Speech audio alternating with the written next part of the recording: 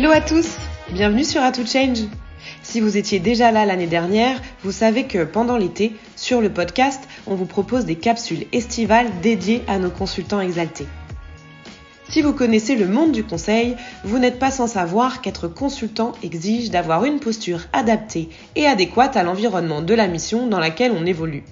C'est un sujet qui me tient à cœur et que je trouve d'une importance capitale lorsqu'il s'agit de réussir son intégration ou son évolution en mission. Mon intérêt pour le sujet est partagé par Tanguy, consultant exalté que je reçois aujourd'hui sur A to Change. On va parler bonne ou mauvaise posture, soft skills et capacité d'adaptation. Petit disclaimer, cet épisode a dû être réenregistré, alors soyez indulgents pour les petites coquilles sonores que vous pourrez entendre. Je vous souhaite une bonne écoute. Salut Tanguy. Hello Mariam. Bienvenue sur le podcast A to Change. Merci beaucoup de me recevoir. Avec grand plaisir. Aujourd'hui, on enregistre une capsule estivale et on va parler de la posture du consultant. Mais avant qu'on rentre dans le vif du sujet, est-ce que tu peux te présenter ? Avec grand plaisir. Écoute, j'ai une dizaine d'années d'expérience derrière moi dans différentes industries, donc principalement orientée gestion de projet IT, mais appliquée à différents secteurs comme l'édition de logiciels, les transports ou encore le secteur bancaire et plus récemment la grande distribution. Et je suis maintenant depuis 4 ans chez Exalt. Donc un consultant senior et expérimenté, parfait pour parler du sujet qu'on va aborder aujourd'hui. Qu'est-ce que ça veut dire pour toi la posture du consultant ? Alors la posture du consultant, c'est vrai que c'est entre guillemets un grand mot parce qu'on peut y mettre beaucoup de choses. Pour moi, la posture du consultant, c'est un petit peu notre positionnement, ce qu'on va représenter, la façon avec laquelle on va communiquer et interagir à la fois chez le client en mission, mais aussi au quotidien à travers les activités avec Exalt. Donc la posture, c'est vraiment la façon dont on va s'adapter selon notre client, nos interventions et l'objectif de notre mission. Et pourquoi c'est important du coup d'avoir une bonne posture ? Écoute, c'est une très bonne question. On s'est rendu compte en travaillant sur le sujet notamment et faisant des retours d'expérience chez Exalt, qu'au final, on parle beaucoup de compétences techniques, de hard skills et vraiment du dossier de compétences et de ce que le consultant a déjà fait, ce qu'il a besoin de faire en mission. Mais on oublie parfois un peu trop que la vraie clé de la réussite, on s'est rendu compte qu'elle est plutôt liée à ça, à notre posture, à la façon dont on va se présenter, dont on va interagir et dont on va communiquer en mission.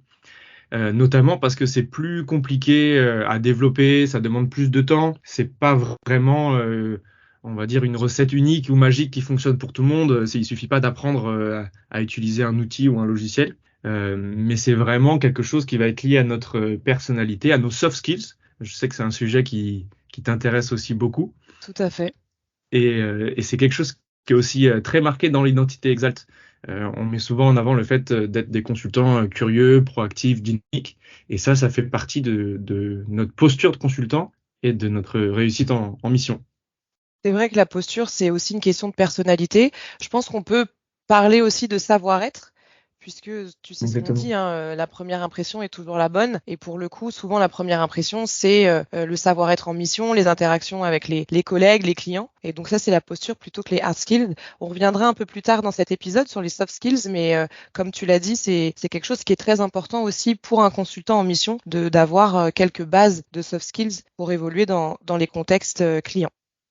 Exactement, c'est primordial et d'autant plus que ça va dépendre du besoin, de la mission et de la culture d'entreprise et même de la société de conseil qu'on représente ou de l'employeur en tout cas qu'on représente, qui va avoir une façon de fonctionner différente à chaque fois. Donc la posture du consultant, c'est aussi cette capacité à s'adapter à son environnement.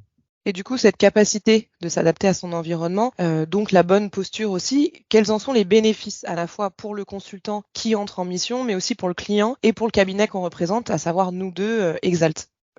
C'est vrai qu'on pourrait dire que ça a des bénéfices pour tout le monde. Donc déjà pour le consultant lui-même, c'est le plus important. L'idée c'est pas d'inventer un personnage ou de changer sa personnalité, mais c'est d'être quand même en accord avec soi-même, sa façon de faire. Mais c'est aussi de mettre en avant des facteurs de réussite pour sa mission. Donc être positif, être curieux, être proactif, aller vers les gens, créer du lien. Déjà c'est une première chose, dégager une image positive ça aide tout d'abord à se sentir bien dans sa mission, à se créer son réseau, à se sentir à sa place et se sentir légitime, ce qui est un sentiment très important en tant que consultant, puisqu'on est extérieur. Parfois, on a besoin de cette légitimité et de cette transparence dans la communication.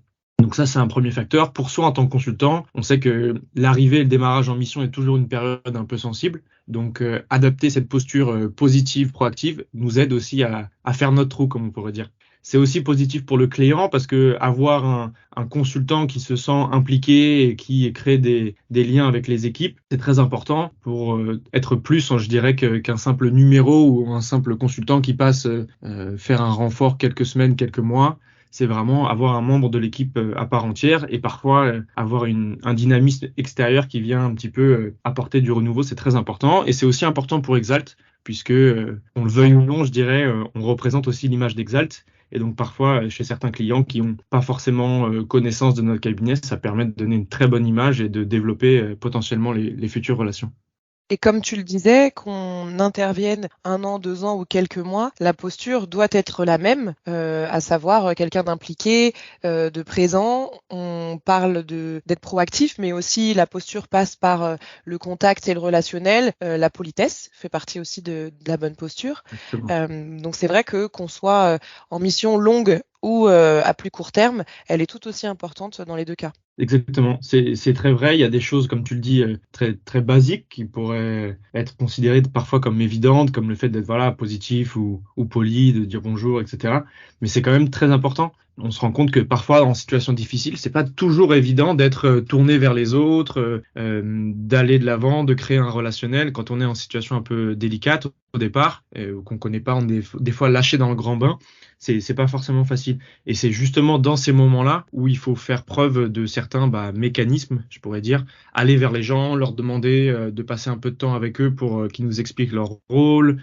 Il y a aussi une notion d'apporter un cadre sur la mission qu'on va intégrer, donc de venir avec force de proposition, faire des remarques un peu extérieures, formaliser les sujets, cadrer le contexte de notre mission. Ça fait partie effectivement de cette posture pour montrer qu'on représente un apport extérieur de méthodologie, de dynamisme et de positivité qui est très important. C'est un petit peu être un catalyseur du changement dans les équipes. C'est très bien dit ça, catalyseur du changement.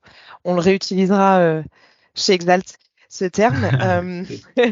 Quand on est, tu parlais de plein d'aspects là de la bonne posture et notamment catalyseur du changement. Comme on l'a dit au tout début de notre échange, c'est pas toujours évident. On peut pas tout avoir, on peut pas cocher toutes les cases de la bonne posture, mais quand on fait pas d'effort sur cette posture-là, c'est-à-dire qu'on a une mauvaise posture, quels peuvent être les problèmes qui en découlent? Pour reprendre un peu la blague, c'est vrai qu'il n'y a pas de bonne ou de mauvaise posture, mais c'est vrai qu'il y a quelques facteurs de réussite. C'est pas toujours évident. Parfois, on est dans des contextes de mission et on le voit, on en reparlera, je pense, après, mais c'est des sujets qu'on aborde beaucoup en atelier Exalt ou lors des journées d'intégration. Parfois, on est dans un environnement un peu complexe, un peu difficile.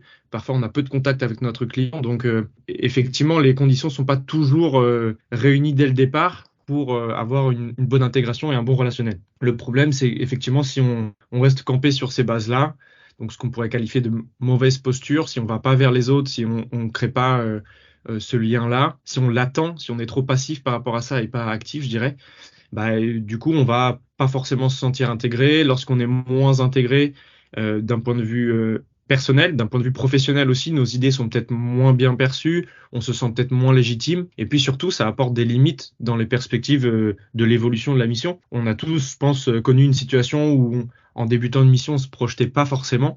Et puis, c'est notre relationnel avec le client, avec les équipes, qui a fait que on a basculé sur un autre projet, on a récupéré un second périmètre, on a finalement étendu une mission qui devait durer 6 mois et dans laquelle on passe plusieurs années et on se sent très bien, même récupérer un petit peu de responsabilité. Globalement, tout ça passe effectivement par la qualité de notre travail, notre méthodologie, nos compétences, mais aussi beaucoup par le rationnel, parce qu'on se rend compte que les clients sont au final très demandeurs d'avoir des gens impliqués et positifs dans leurs équipes. Effectivement, et je voudrais revenir sur ce que tu disais sur les limites des perspectives qu'on peut avoir en mission suite à une mauvaise posture. C'est que nous, consultants, on évolue dans un environnement qui est assez restreint, on va dire. Le monde du consulting, il est assez petit, il y a beaucoup de gens qui se connaissent et ça peut nous fermer des portes si on a une mauvaise réputation ou en tout cas s'il se dit d'un consultant qu'il n'est pas adaptable et pas adapté en mission.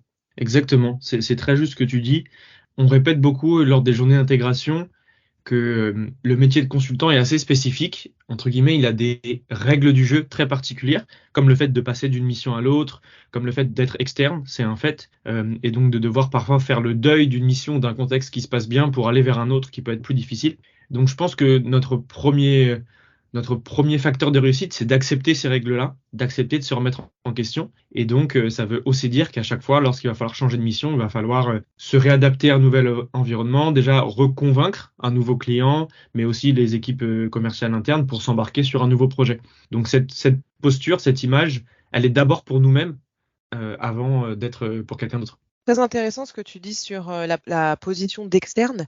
C'est vrai que ça, c'est un aspect qui est pas évident, surtout quand on passe d'interne à externe en devenant consultant. C'est des choses qui sont pas toujours faciles à appréhender parce que les règles ne sont pas les mêmes pour les internes et pour les externes, en tout cas assez souvent. Et c'est vrai que du coup, cette posture, la posture du consultant, si on la travaille et qu'on l'entretient, elle permet aussi de s'adapter plus facilement aux règles dont tu es en train de parler.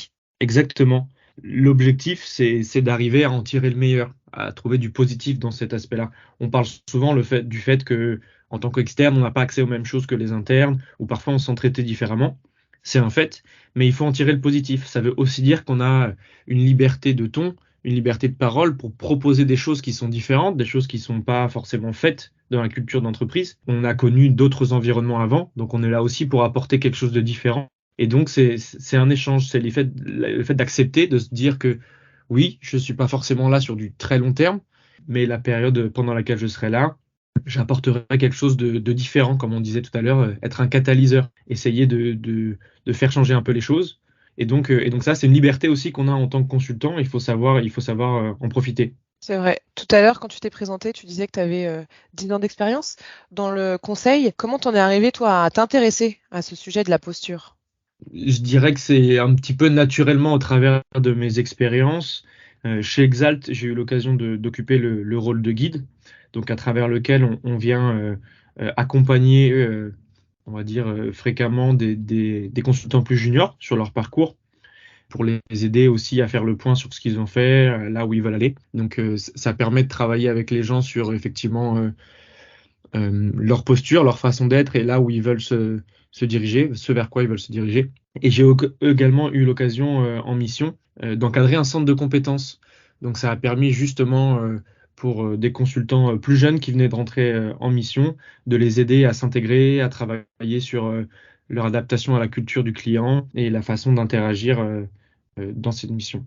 Un centre de Voilà. compétences pour les consultants exaltés qui rejoignaient le même client où tu étais. Exactement. Donc, dans un client du secteur bancaire, on a développé un centre de compétences à travers lequel on animait donc toute notre communauté de consultants Exalt et on construisait, je dirais, une culture commune, une expertise commune. Donc, on faisait des conférences sur certains sujets qui étaient importants chez le client. On partageait beaucoup entre nous sur les bonnes pratiques au sein du client. Et je pense qu'effectivement, ce sont des facteurs d'adaptation qui aident beaucoup quand on arrive en mission, de savoir quelles sont les règles, comment on se comporte, quels sont les moyens de communication, etc., avec son client. Ouais, et puis c'est vrai que ça rassure aussi les nouveaux consultants, je pense, Exactement. qui arrivent en mission. Aujourd'hui, tu fais des ateliers, toi, sur le thème de la posture pour les consultants exaltés, ateliers auxquels moi j'ai pu participer avec toi sur l'animation, et tu interviens aussi dans les journées d'intégration. Est-ce que tu peux expliquer un peu à nos auditeurs en quoi consistent ces interventions?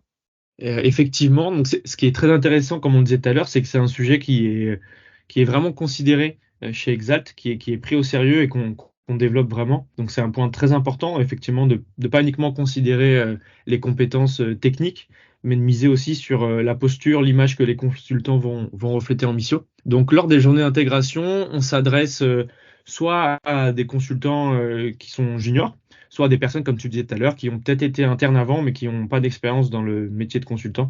Et donc l'idée, c'est de partager, de rappeler vraiment les règles du jeu du métier de consultant, comme on l'a dit tout à l'heure, de donner un petit peu un cadre, et puis surtout de partager notre expérience.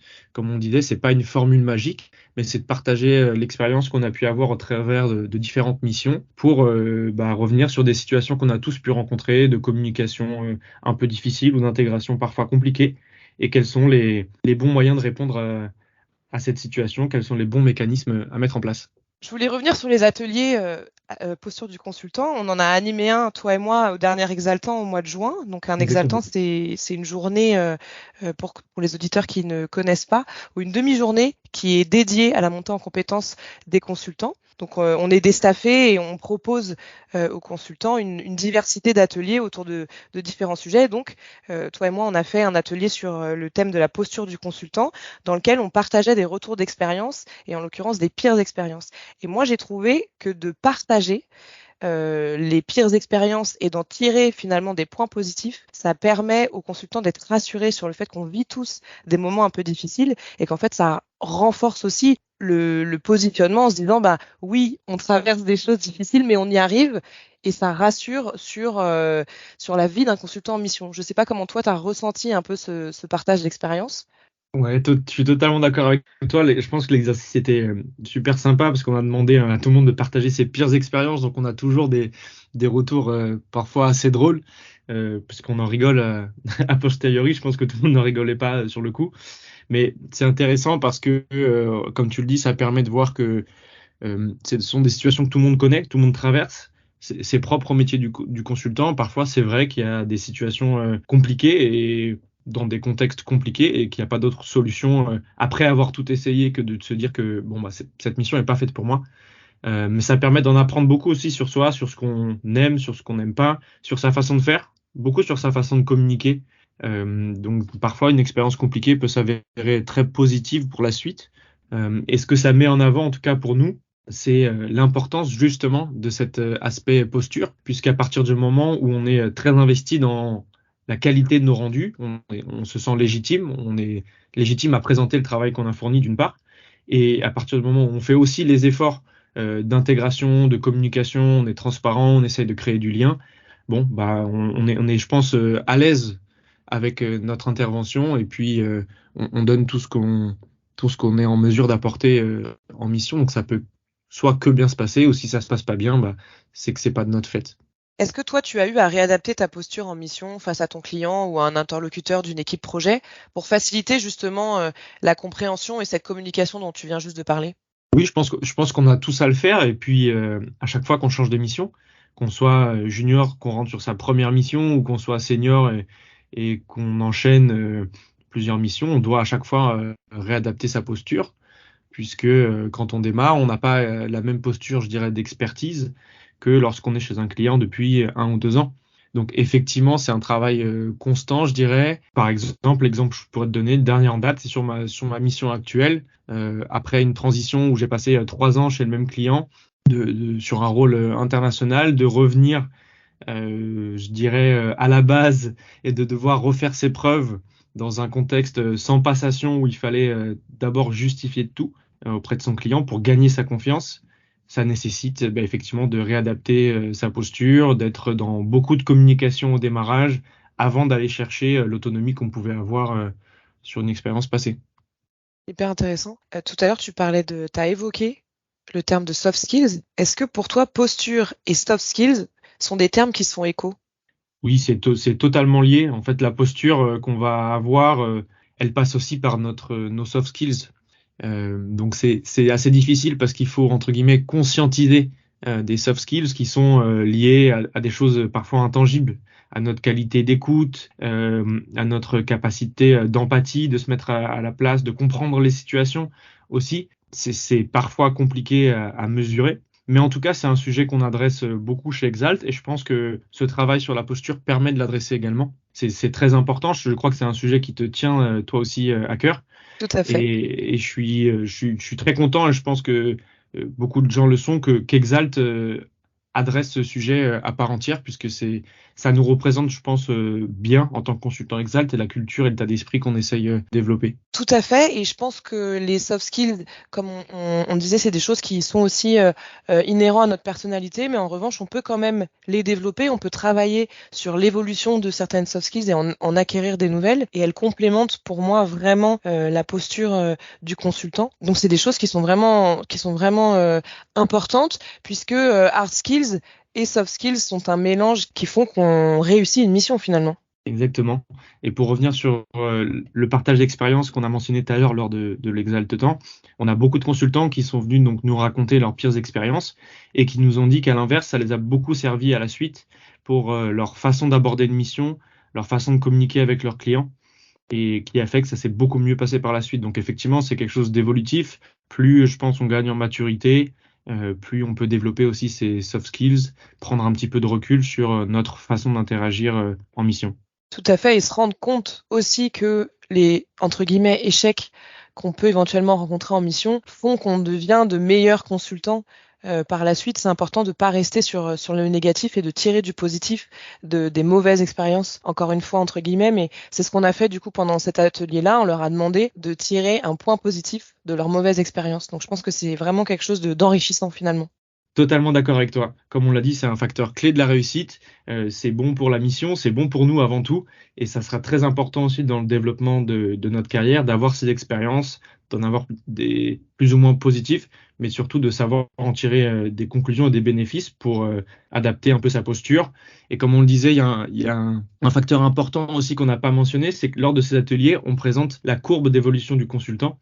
Et donc l'idée, c'est d'accepter qu'il y a des périodes un petit peu difficiles lors des démarrages où il faut savoir parfois prendre sur soi pour se sentir plus à l'aise à la suite de sa mission.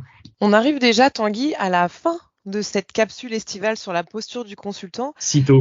Sitôt, le temps passe si vite. Est-ce que tu aurais des conseils à donner à nos auditeurs? Bah, écoute, des conseils, c'est un grand mot parce que, comme je disais, il n'y a pas de recettes ou de choses comme ça. C'est plutôt un partage d'expérience pour dire, bah, déjà, soyez vous-même, soyez qui vous aide vraiment pour créer du lien avec vos clients. Essayez pas de vous changer ou de jouer un rôle. C'est pas le thème, le sujet de la posture. Ça, c'est très important. Et puis aussi, soyez positif. Globalement, restez positif. Le rôle de consultant, on sait que c'est un rôle temporaire chez le client. Donc voilà, il faut que ça reste positif, même si une situation est difficile, elle durera pas dans le temps. C'est aussi la chance du métier de consultant, c'est de pouvoir changer, connaître plein de choses et rebondir. Donc il faut en profiter. Il faut en profiter, il faut rester dans la joie et la bonne humeur. Exactement. Merci beaucoup, Tanguy. Merci, Mariam.